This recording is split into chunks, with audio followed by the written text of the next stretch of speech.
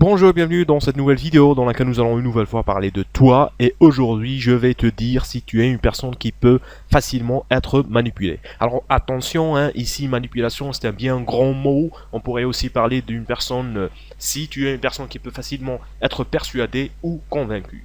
Pour faire ça, nous allons faire appel à la PNL et plus spécifiquement au métaprogramme de la PNL. Et nous allons parler du métaprogramme de la conviction, c'est-à-dire qu'est-ce qu'il faut faire pour te convaincre. Alors je ne sais pas si tu t'es jamais posé la question, aujourd'hui nous allons essayer d'y répondre dans cette vidéo.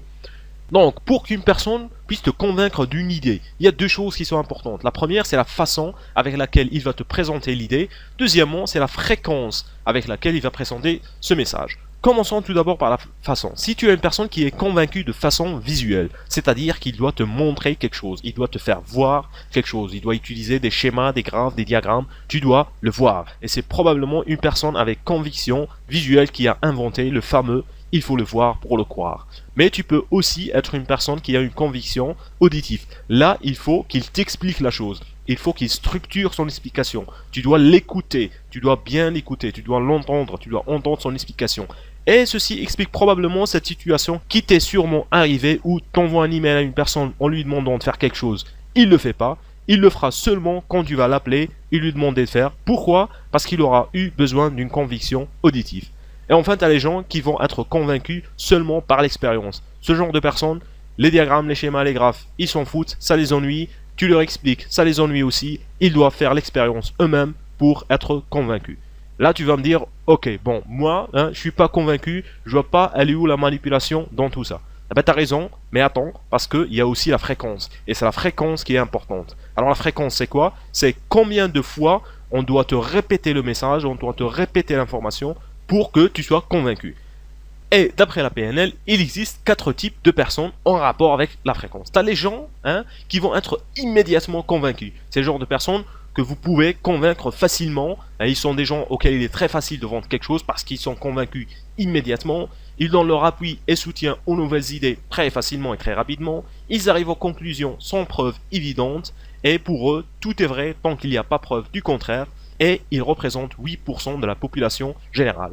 Après ça, tu as les gens qui vont être convaincus au bout de plusieurs fois. Cette personne doit voir la démonstration, écouter l'idée, faire l'expérience lui-même plusieurs fois avant d'être totalement convaincu. Ici, c'est l'exposition et la fréquence qui sont l'aspect le plus important.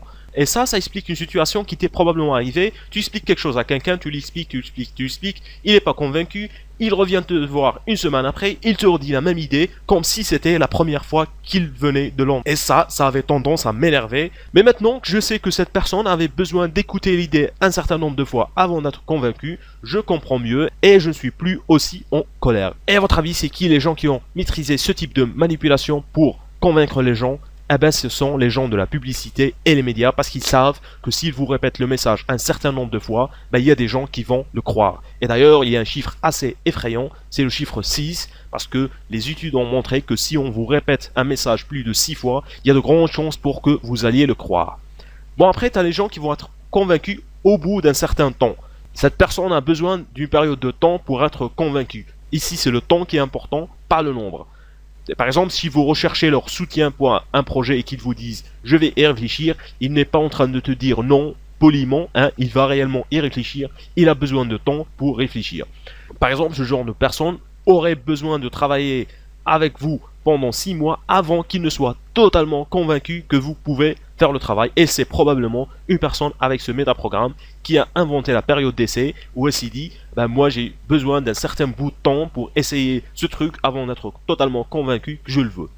Et en fait, il y a les gens qui sont jamais convaincus de façon définitive. Ce sont les personnes qui ne sont jamais convaincues. Rien que vous ne pouvez dire ou faire ne va les convaincre. Ce sont les sceptiques et ce sont souvent des directeurs et responsables très difficiles. Parce que si tu arrives à le convaincre une fois, tu dois à chaque fois le convaincre à nouveau.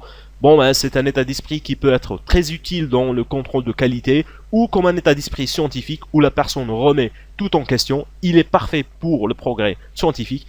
Il l'est par contre beaucoup moins pour les relations sociales et les relations avec les gens. Et ce genre de personnes représente 15% de la population.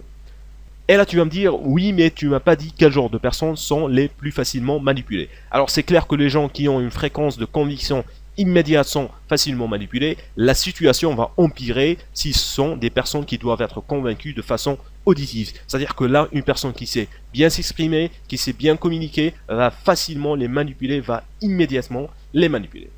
Voilà, donc on est arrivé à la fin de cette vidéo. Comme toujours, n'oublie pas de me laisser tes avis et commentaires. Et si tu n'es pas encore abonné à ma chaîne, abonne-toi afin de recevoir plus de vidéos de ce genre. Je te remercie d'avoir regardé cette vidéo et on se retrouve très prochainement pour une nouvelle vidéo.